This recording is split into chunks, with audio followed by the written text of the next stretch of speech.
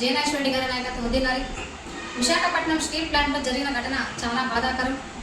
ఆ బాధితుల కుటుంబానికి తెలుగుదేశం పార్టీ తరఫున ప్రగాఢ సానుభూతి తెలియజేసుకుంటూ, ఆ బాధితుల కుటుంబానికి తెలుగుదేశం పార్టీ ఎప్పుడు అండగా ఉంటుందని తెలియజేసుకుంటూ, అనుకున్నట్టుగానే వైసీపీ పార్టీ శవరాజకీయం చేయడం మొదలుపెట్టింది.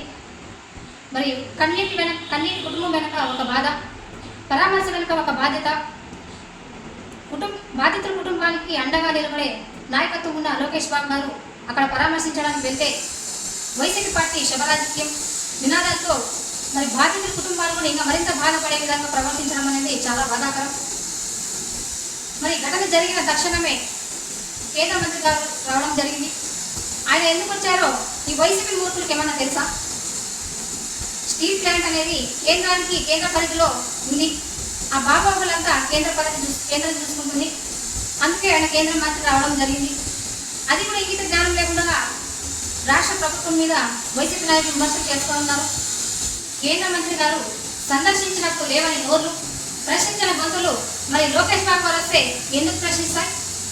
అక్కడ బాధ్యతలే ఇక్కడ శబరాజకీయం చేయదని వైసీపీ నాయకులని తరిమి కొడితే తప్ప మీకు సిగ్గు రాలేదు. ఇప్పటికైనా శబరాజకీయాలు మానుకోండి నేను హెచ్చరిస్తున్నా. గతంలో సోనియా గాంధీని ఎదిరించిన దమ్ముల నాయకుడుగా మీ జగన్మోహన్ రెడ్డి గారు మరి ఈరోజు కేంద్రాన్ని ప్రశ్నించే దమ్ము మీకుందా? కేంద్రాన్ని ప్రశ్నిస్తే ఈడీ కేసులు బయటకు వస్తాయనా? జగన్మోహన్ రెడ్డి గారు జైలుకి వెళ్తారని భయమా? కేంద్రాన్ని ప్రశ్నించడం లేదు.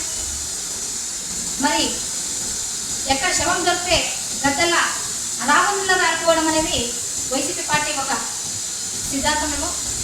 మరి మేము చేసిన పరిపాలనలో ఏనాడైనా వైసీపీ పార్టీ రాష్ట్ర ప్రజల అభివృద్ధి కానీ సంక్షేమం కానీ ఇవి లేవని ప్రశ్నించే ఏ రోజైనా రోడ్డు మీదకి వచ్చిందా? రాబోయే రోజుల్లో ప్రజలే వైసీపీ పార్టీని భూస్థాపితం చేస్తారని తెలియజేసుకుంటూ జై తెలుగుదేశం, జై